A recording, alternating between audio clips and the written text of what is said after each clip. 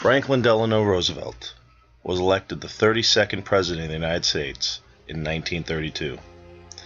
Although he had been restricted to a wheelchair for much of his life, he still felt it his duty to get America back to work, while many Americans suffered through the Great Depression.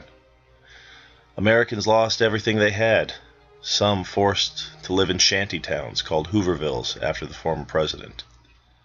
Others losing their farms in the Dust Bowl in the Midwest, where they struggled to grow anything. Some, called Okies, even packed up their families and left the Midwest to move to California.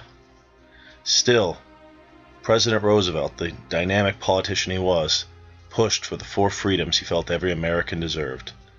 Later immortalized in Norman Rockwell photos, the ideals of President Roosevelt were exemplified in his New Deal programs, where he pushed for everyone to have a job through different programs and help older people with programs like Social Security. With programs like Work Progress Administration and the Civilian Conservation Corps, Roosevelt pushed to get Americans back to work. While there were many Americans who believed it was not the job of the government to pay for these programs, the workers who had jobs now truly loved this president.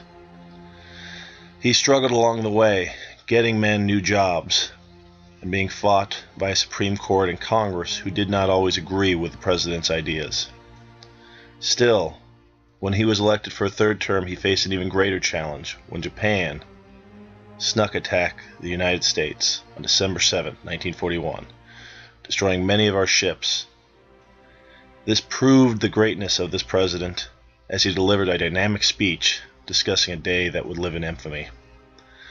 Unfortunately, the president never lived to see us defeat Japan in the war, dying tragically on April 12, 1945, of a brain hemorrhage.